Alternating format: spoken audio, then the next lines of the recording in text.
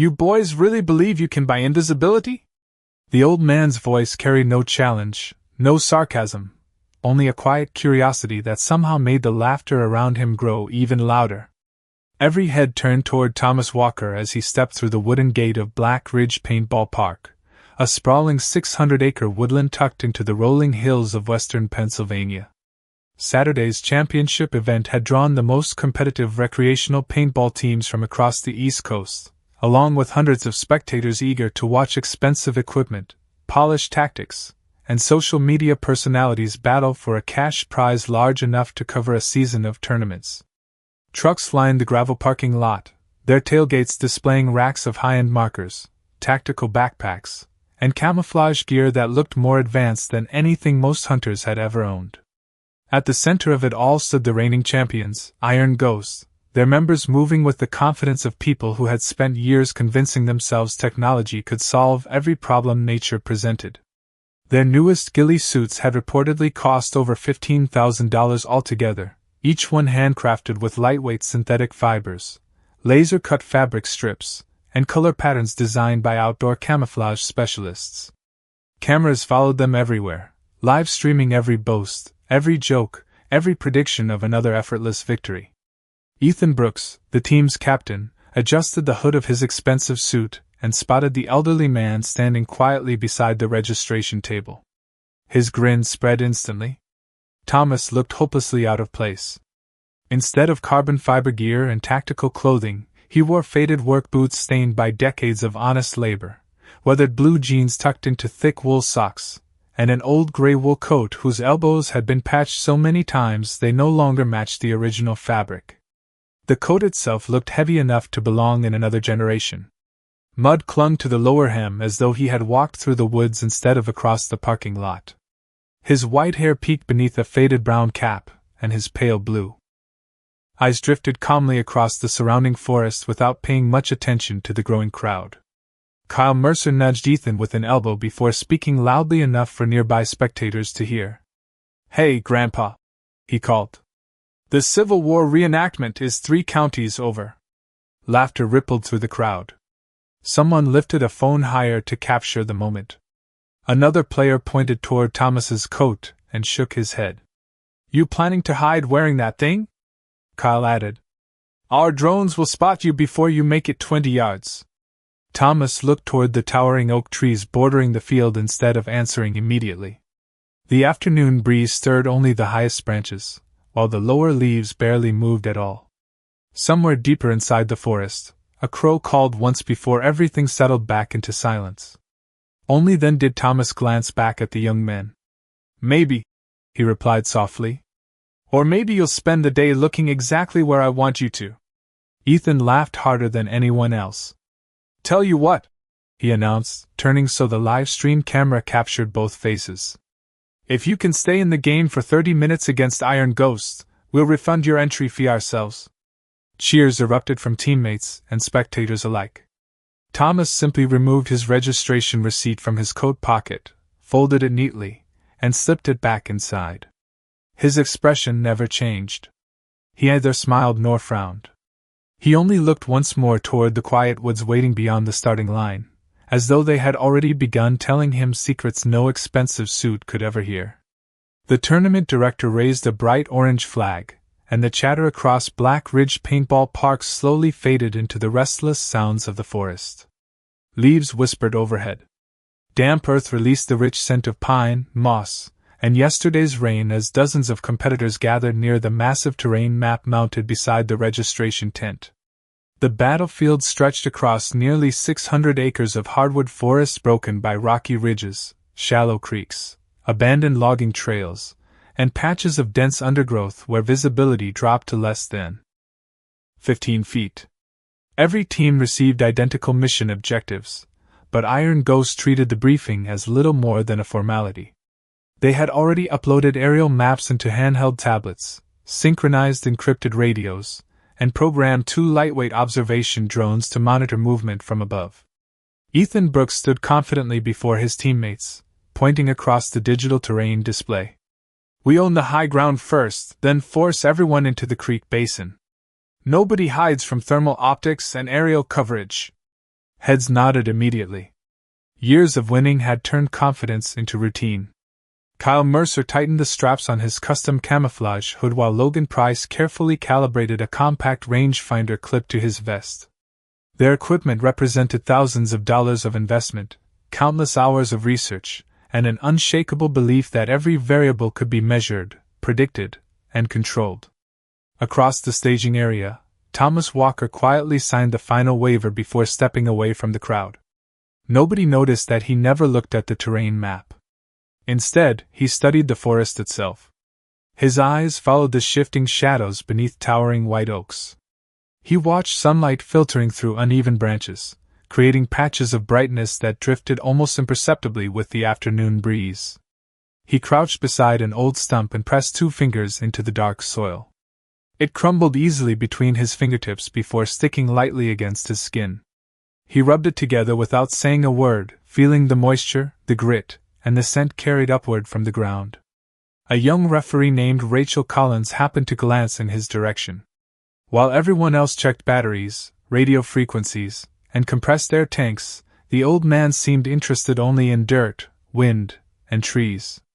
She frowned, unsure why the simple scene felt strangely familiar, as though she had seen someone behave exactly that way in an old documentary about wilderness survival.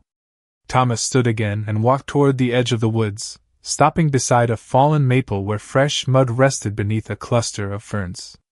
Without hesitation, he knelt and scooped a handful into his weathered palms. Nearby players exchanged amused looks. One competitor laughed openly. "Guess Grandpa forgot the camouflage aisle at the sporting goods store." Another shook his head.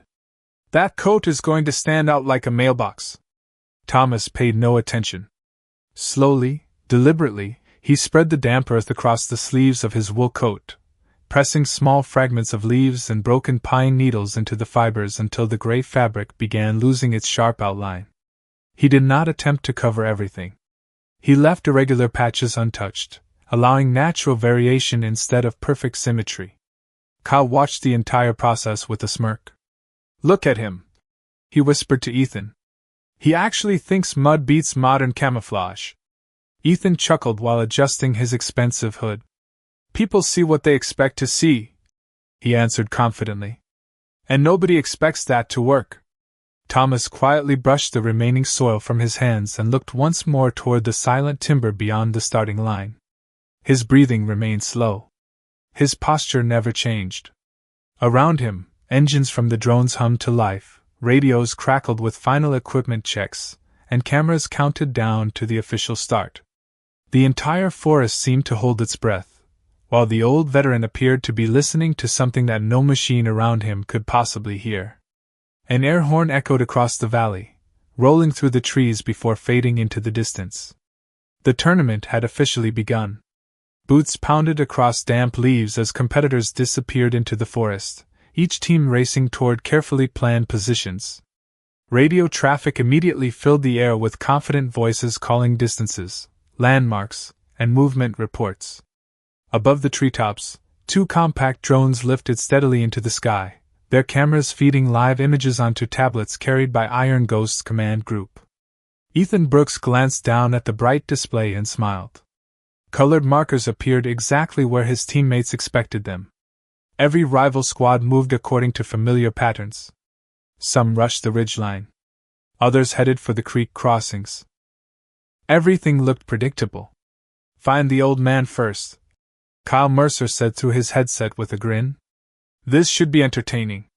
Logan Price zoomed the drone camera toward the registration trail where Thomas Walker had entered the woods less than 2 minutes earlier.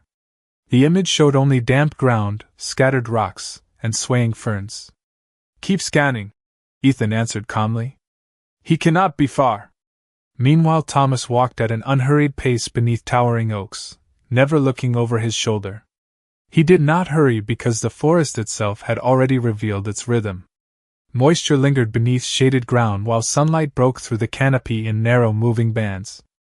A gentle breeze touched the highest branches but never reached the lower brush where most players instinctively searched for concealment. Thomas stopped beside a fallen cedar whose bark had darkened after years of rain. His fingers rested lightly against the rough surface. Tiny flakes of moss clung to the wool fibers covering his sleeve. He gently brushed a little more damp soil across one shoulder before stepping behind the trunk, not to hide, but simply to observe. 50 yards away, 3 members of Iron Ghost advanced confidently between marked trails. Their expensive camouflage blended perfectly with photographs taken from above, yet every one of them moved with the unmistakable rhythm of someone actively searching. They turned their heads too often. Their markers remained ready. Their attention chased every shadow instead of settling into the landscape. Thomas quietly watched them pass without taking another step. One player stopped only 20 feet away and slowly scanned the surrounding woods. His eyes moved directly across the old veteran's position before drifting onward without hesitation. Nothing registered. Nothing seemed unusual. After another few seconds, the entire group continued downhill. Thomas remained exactly where he was. Several hundred feet away, Kyle frowned at the drone monitor. "Did we lose him already?" Logan adjusted brightness and zoomed closer. "Negative. I had him crossing this trail." The screen displayed only patches of mottled earth beneath scattered sunlight. The software highlighted rocks, fallen branches, and tree stumps, but not a single human figure. Ethan reached for another tablet connected to the second drone. Its camera swept slowly across the same section of woodland. The result remained unchanged. "Impossible," Kyle muttered. "He cannot disappear in 3 minutes." Nearby spectators watched the live stream with growing curiosity. Comments began appearing faster than the production crew could read them aloud. Some guessed equipment failure. Others joked that the old man had already quit. Rachel Collins quietly monitored the same drone feed from the referee station. She leaned closer to the screen, replaying the previous 30 seconds frame by frame. Thomas had been visible one moment, walking calmly through filtered sunlight. Then he had simply blended into the forest without any obvious movement or dramatic dive behind cover. She narrowed her eyes. Nothing supernatural had happened. No trick. No editing. The forest itself seemed to have quietly closed around him. Rachel looked up from the monitor toward the endless stretch of trees, feeling an unexpected chill despite the warm afternoon. For the first time since the tournament began, she found herself wondering whether everyone searching for Thomas Walker had started asking the wrong question. Instead of asking where he had gone, perhaps they should have been asking whether they had ever truly seen him at all. The confidence that had filled Iron Ghost only minutes earlier slowly gave way to quiet frustration. Their radios, once full of easy jokes, now carried shorter, sharper conversations. "Nothing on the northern ridge. Negative at the creek crossing. Drone 1 has no visual." Ethan Brooks stopped beside a weathered boulder and studied the live map glowing on his tablet. Colored icons marked every confirmed player except one. Thomas Walker had simply ceased to exist inside their digital picture of the battlefield. "Split into pairs," Ethan ordered. "He is old. He cannot stay ahead forever." The teams separated with practiced discipline, spreading across the forest in a widening search pattern. Their expensive camouflage blended beautifully against the woodland floor, but every movement announced intention. Boots disturbed damp leaves. Branches flexed back into place after shoulders brushed past them. Radios whispered every few moments. Even silence had a pattern when it belonged to people searching too hard. 50 yards away, Thomas stood perfectly still beside a leaning white oak whose bark carried streaks of gray lichen almost identical to the dried mud covering sections of his old wool coat. He was not pressing himself against the trunk. He was not crouching dramatically behind brush. He simply occupied a place where the forest already expected something vertical to exist. His breathing remained slow. His eyes never followed the searchers directly. Instead, he watched reflections dancing across shallow puddles and noticed the tiny vibrations running through fern leaves whenever someone approached. The woods spoke long before footsteps could be heard. A squirrel suddenly darted across a fallen log before disappearing uphill.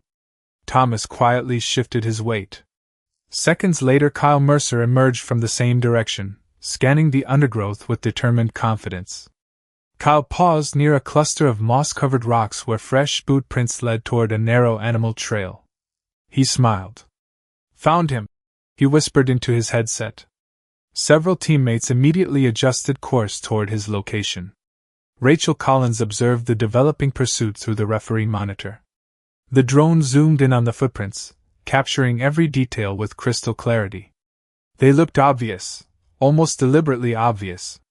Each print landed squarely in soft patches of earth while avoiding exposed roots and stones where experienced hikers naturally stepped. Rachel frowned. Something about them felt staged. Kyle eagerly followed the trail for nearly 200 yards before reaching a muddy clearing where the tracks simply stopped beside a shallow stream. He stared in disbelief. There was nowhere else to go. The banks remained untouched. Wet sand showed no fresh impressions.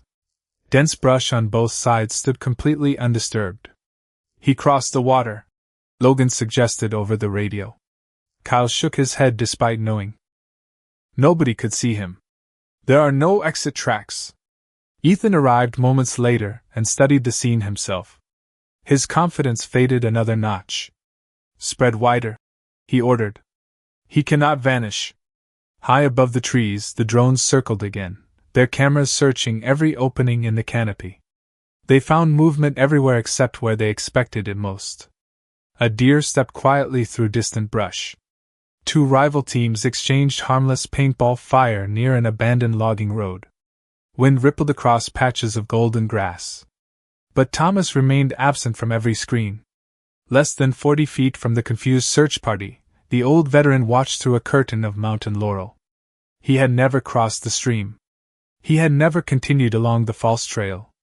Minutes earlier he had stepped onto a broad, flat rock hidden beneath fallen leaves before circling silently behind an old cedar whose exposed roots concealed every change in direction. The footprints had not hidden him. They had guided everyone exactly where he wanted them to look. Thomas glanced toward the bright afternoon sky where one of the drones drifted lazily overhead. He neither hurried nor celebrated. He simply adjusted a loose pine needle resting against his sleeve before letting his eyes settle once more upon the forest, listening as the growing confusion echoed softly through the trees like a lesson waiting for someone humble enough to understand it. Thomas Walker rested one weathered hand against the rough bark of the old cedar, feeling the cool moisture hidden beneath its cracked surface. His fingers lingered there for only a heartbeat, yet the simple touch awakened a memory buried deeper than the roots beneath his boots. The quiet Pennsylvania forest dissolved around him. The clean scent of pine faded beneath the heavy humidity of another continent, another lifetime. He was 21 again, standing beneath a dense jungle canopy where daylight struggled to reach the ground. Rainwater dripped steadily from broad leaves, each drop carrying the smell of wet earth, rotting wood, and crushed vegetation. Nothing moved quickly there. Even the wind seemed careful. Beside him stood Staff. Sergeant Frank Donnelly, a lean man whose weathered face carried more calm than expression. He looked at the eager young soldier beside him before reaching down to scoop a handful of dark mud from the forest floor. Without saying a word, he spread it across his own sleeve. Then he pressed small pieces of moss into the damp fabric until the edges of his uniform disappeared against the jungle. Thomas had watched closely, expecting some complicated lesson about camouflage. Instead, Donnelly quietly smiled. "You are thinking about clothing," he had said in a calm voice that barely rose above the distant calls of unseen birds. "That is why you are still visible." Thomas remembered looking down at his carefully prepared gear, confused by the statement. Everything had been arranged exactly as instructed. Every button secured. Every piece of equipment neatly fastened. Donnelly slowly shook his head before pointing toward a fallen tree only 30 feet away. "Tell me what you see." Thomas answered immediately. "A log." The older soldier nodded. "No. You saw what your mind expected before your eyes ever finished looking." He walked toward the fallen trunk and gently rested one hand against its weathered bark. "Look again." Thomas studied it longer this time. Moss covered one side. Broken vines draped across the surface. Tiny mushrooms pushed through old cracks. The fallen tree was not one thing at all. It was dozens of textures, countless colors, endless imperfections blending together so naturally that the human mind accepted them without question. Donnelly smiled once more. Camouflage does not fool the eyes. It fools expectation. Those words settled into Thomas more deeply than any field manual ever could. Over the following months he watched experienced scouts disappear without crawling into thick brush or covering themselves completely. They simply understood something most people never noticed. Human beings search for shapes before details. Straight lines. Sharp edges. Familiar movement. The forest had none of those things. Nature rarely repeated perfect patterns. Branches leaned unevenly. Shadows shifted constantly. Leaves reflected light differently every few seconds. The men who survived longest never tried to become invisible. They simply stopped looking like something that deserved attention. The memory slowly drifted away as another gentle breeze passed through the Pennsylvania woods. Thomas blinked once and found himself once again beside the old cedar, listening to distant voices carried between the trees. Somewhere downhill, Kyle Mercer called fresh instructions over the radio. Another drone hummed faintly overhead. Nothing around him had truly changed, yet everything looked exactly as Donnelly had taught him decades earlier. Sunlight continued drifting across uneven ground. Ferns swayed independently beneath slower currents of air. The forest remained beautifully imperfect. Thomas brushed one loose fragment of moss from his sleeve before letting it fall naturally onto the earth below. He quietly smiled, not because the young competitors were making mistakes, but because they were searching for camouflage in equipment, while the answer had always been waiting beneath their own feet. The search had now stretched far beyond anything Iron Ghost had expected. Nearly 20 minutes had passed, yet not a single confirmed sighting of Thomas Walker had been reported. The easy laughter from earlier had disappeared completely. Every radio transmission carried growing impatience instead of confidence. Ethan Brooks studied the digital map once again, watching blue markers representing his teammates sweep methodically across the woodland. Every section had been searched twice. Every trail had been checked. Every likely hiding place had been examined from above and from the ground. Still, one name remained missing. "He has to make a mistake eventually," Ethan said, though his own voice sounded less certain than before. Logan Price adjusted the controls on the second drone, directing it lower beneath the tree canopy. The electric motors hummed softly as the aircraft slipped between towering branches. Live video streamed back in sharp detail. Fallen logs. Moss-covered stones. Layers of damp leaves. Empty trails. Nothing else. "Lower altitude," Kyle Mercer instructed. "If he is lying down, we will catch movement." The drone descended another 20 feet. Its camera slowly swept across a narrow clearing where shafts of afternoon sunlight pierced through the canopy. Suddenly the operator smiled. "I found something." Every member of Iron Ghost crowded around the screen. Resting against a crooked sapling stood an old gray wool coat. One sleeve hung loosely from a broken branch, partially covered with fresh mud and scattered leaves. "There he is," Kyle announced triumphantly. "He ditched the coat." Ethan immediately pointed toward the location on the map. "Collapse on that position. He cannot be far." Within seconds 6 players converged from different directions, moving quickly but carefully through the woods.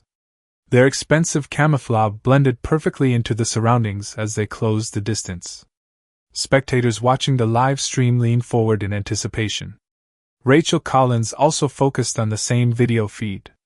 Something about the abandoned coat bothered her immediately. It looked too obvious. Too perfectly positioned to attract attention. The search team finally reached the clearing. Kyle approached first, marker raised carefully as his teammates spread into a loose circle. He reached out and lifted the hanging coat from the branch. It felt surprisingly heavy. Damp soil slowly crumbled from the thick wool as he turned it over. There was nobody beneath it. No hidden shelter. No concealed tunnel. Nothing except an empty coat resting exactly where everyone expected to find a hiding place. "Where did he go?" Logan asked quietly. Before anyone answered, a calm voice drifted through the trees from somewhere behind them. "You spent 5 minutes chasing a coat. Every head turned instantly. Thomas Walker stood nearly 60 feet away on the opposite side of the clearing, completely relaxed beside an old stone fence almost hidden beneath vines.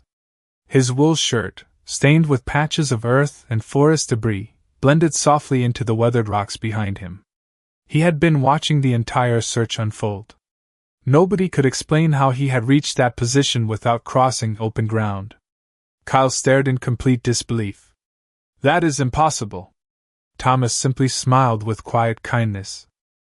"No," he replied. "You followed what you wanted to find."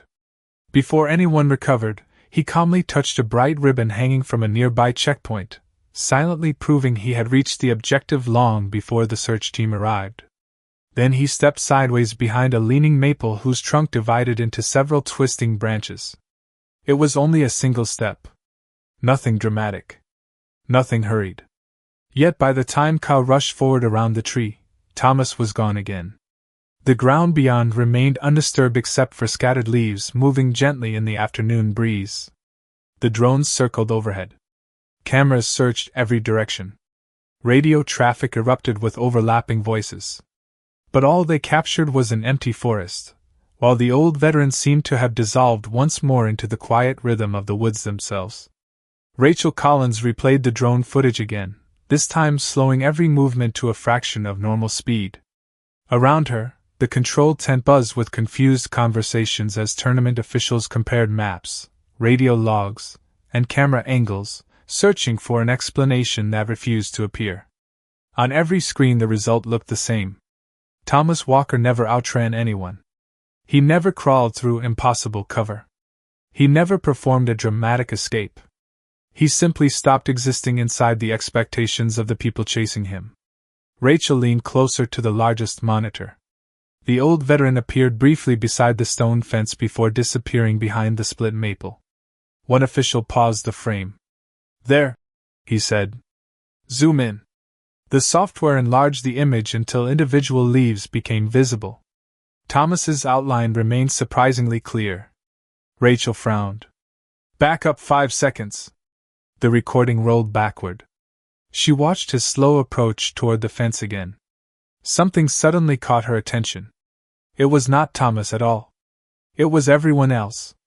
Every member of Iron Ghost had been looking in exactly the same direction at exactly the same moment. Their eyes followed the abandoned coat. Their bodies leaned toward the obvious clue. Nobody studied the deeper shadows. Nobody questioned why the clue seemed so easy to find. Rachel quietly whispered to herself. He never hid from them. They hid the truth from themselves. She opened another camera angle captured from Drone 2. From above, the pattern became impossible to ignore. Thomas never chose the darkest places. Instead, he moved through spaces the search teams had already dismissed with a quick glance. He paused beside crooked trees whose uneven trunks broke the outline of his body. He crossed open patches only while sunlight shifted through moving branches, allowing light and shadow to erase his silhouette naturally. Every decision seemed effortless, yet every step anticipated exactly where human attention would fail. Mark Sullivan, the owner of Black Ridge Paintball Park, stepped into the control tent after hearing the growing commotion. He folded his arms while watching the replay in silence. "Run it again," he said quietly. Rachel restarted the sequence. Nobody spoke until it ended. Mark nodded slowly, his expression changing from curiosity to unmistakable respect. "He is not defeating the equipment," he said. "He is defeating the people operating it." Rachel looked toward him. "You know him?" Mark kept watching the frozen frame of Thomas standing calmly beside the old stone fence. "Not well," he answered. "He has been walking these woods every spring for nearly 15 years. Rachel raised an eyebrow. "Just walking?" Mark smiled faintly. "That is what everyone assumed." He pointed toward the monitor where Thomas had vanished behind the maple. "Do you notice something?" Rachel studied the image once more before shaking her head. Mark tapped lightly against the screen. "He never once chose cover because it looked good. He chose it because he understood where every pair of eyes would naturally travel first." The words settled heavily inside the quiet tent. Outside, frustrated radio calls continued echoing across the forest as Iron Ghost searched another empty hillside. Rachel looked back at the monitor with completely different eyes. She no longer saw an elderly man wandering through the woods. She saw someone reading human behavior as easily as other people read maps. For the first time that afternoon, she realized the tournament was no longer about camouflage. It had quietly become a lesson in observation, patience, and humility, and only one person in the entire forest had understood that from the very beginning. The final whistle echoed through Black Ridge Paintball Park, signaling the end of the match, yet almost nobody moved. Competitors slowly emerged from the woods wearing expressions that looked more puzzled than disappointed. Iron Ghost gathered near the scoring station, their expensive camouflage streaked with dirt and leaves after nearly an hour of relentless searching. Their equipment had worked flawlessly. The drones had never failed. The radios had never lost signal. Their planning had been disciplined from beginning to end. Yet Thomas Walker had quietly completed every required checkpoint, while remaining almost entirely outside their awareness. Ethan Brooks removed his headset and stared toward the tree line where the old veteran finally appeared, walking at the same unhurried pace with which he had entered the forest that morning. His patched wool coat still carried patches of dried mud and scattered pine needles. Nothing about him suggested triumph. He simply looked like a man returning from an ordinary walk. Spectators who had spent the afternoon laughing now stood silently along the rope barrier. Phones remained raised, but nobody seemed interested in making jokes anymore. Rachel Collins watched Thomas approach while replaying everything she had witnessed. She understood now that the greatest surprise had never been his ability to disappear. It was how effortlessly he had exposed the habits everyone else trusted without question. Mark Sullivan stepped forward before the awards ceremony could begin. His calm voice carried across the quiet clearing. "Ladies and gentlemen," he said, "most of you think you just watched an unusual paintball match." He looked toward Thomas before continuing. "You did not." Every conversation stopped. Even Ethan lowered his eyes from the scoreboard. Mark smiled respectfully. "Many years ago, before this property became a recreational park, I attended a field craft seminar organized for park rangers, search teams, and wilderness instructors. The guest instructor was a retired Army reconnaissance specialist named Thomas Walker. A ripple of surprise passed through the crowd. Mark continued. "He was the man who taught us that camouflage begins with understanding attention, not clothing. He spent decades teaching observation, concealment, and movement to soldiers long before outdoor companies started selling expensive camouflage systems to civilians." Kyle Mercer slowly looked toward the old veteran, struggling to reconcile the quiet gentleman before him with the story unfolding. Mark folded his hands behind his back. Some of the instructors who trained under him later taught military reconnaissance courses, search and rescue teams, and conservation officers across the country. They all remembered the same lesson. He turned toward Thomas. "People rarely see what is in front of them. They see what they expect." Complete silence settled over the clearing. No applause came immediately because nobody wanted to interrupt the weight of the moment. Ethan finally stepped forward until he stood only a few feet from Thomas. The confidence that had defined him all afternoon had disappeared. He extended his hand without hesitation. "Sir," he said quietly, "we thought we were testing camouflage." Thomas accepted the handshake with the same gentle expression he had worn since sunrise. "No," he answered softly. "You were testing observation."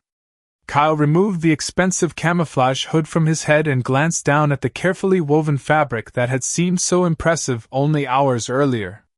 It suddenly felt much lighter than before. Around them, cameras continued recording, yet nobody rushed to speak. The forest itself seemed to reclaim the silence as sunlight filtered gently through the tall oaks. For the first time that day, every person standing there understood that the greatest advantage had never been hidden inside advanced equipment. It had always lived quietly inside the patient mind of someone who had spent a lifetime learning how people truly see the world. The afternoon sun hung low above the Pennsylvania hills as the last spectators slowly packed their folding chairs and coolers into waiting trucks. Conversations that had begun with confident predictions now ended with thoughtful silence. Iron ghosts remained near the edge of the clearing longer than everyone else, not because they had lost the tournament, but because they had gained something they had never expected to find. Ethan Brooks quietly folded his expensive camouflage suit into its carrying bag without the pride he had shown that morning. Kyle Mercer picked up the old wool coat Thomas Walker had left hanging from the sapling during the match and carefully brushed away the dried mud still clinging to its weathered fabric. He held it for a long moment before walking toward the old veteran. "Sir," he said softly, "I think this belongs to you." Thomas accepted the coat with a grateful nod and slipped it over his shoulders exactly as he had worn it all day. Nothing about it looked remarkable. It was simply an old coat that had spent decades serving its owner without complaint. Ethan looked toward the towering trees surrounding the field. "Would you tell us one thing?" he asked. Thomas adjusted the collar against the cool afternoon breeze. "If all of us bought the same equipment you use today, would we finally disappear the way you did?" A gentle smile crossed the old veteran's face. He slowly shook his head. "You cannot buy 30 years of paying attention." No one answered. The words settled over the quiet forest more heavily than any lecture ever could. Rachel Collins watched as Thomas began walking toward the gravel parking lot, his steady footsteps following the same narrow trail he had used that morning. He never looked back. He never waited for applause. The wind stirred the upper branches, carrying a few golden leaves gently across the path ahead of him. Mark Sullivan stood beside Rachel with his hands resting comfortably in his pockets. "Do you know what surprised me most?" Rachel asked. Mark smiled faintly. "That he won?" She shook her head. "No. It was that he never tried to embarrass anyone. He could have. Instead, he simply let the forest teach the lesson for him." Mark nodded slowly. "That is probably why people still remember him." Far beyond the tournament grounds, Thomas paused for only a moment beside the old wooden entrance sign. He reached down, picked up a small pine cone that had fallen onto the trail, and quietly placed it back beneath the shade of a nearby cedar where it belonged. Then he continued walking toward the fading light until the trees slowly welcomed him once again. Behind him, Ethan looked at the dense woodland with completely different eyes than he had only a few hours before. For the first time, he noticed that no two shadows were identical, no two tree trunks stood perfectly straight, and no patch of forest ever repeated the same pattern twice. He smiled to himself, realizing that the woods had never hidden the old veteran at all. They had simply revealed how little everyone else had been seeing. As evening settled over Black Ridge Paintball Park and the last sounds of departing vehicles faded into the distance, the forest returned to its timeless silence, unchanged by trophies, expensive equipment, or passing applause. Only the lesson remained, carried quietly beneath the rustling leaves where those willing to listen might someday discover it for themselves. Some skills outlive every invention. Experience teaches the eyes what equipment never can.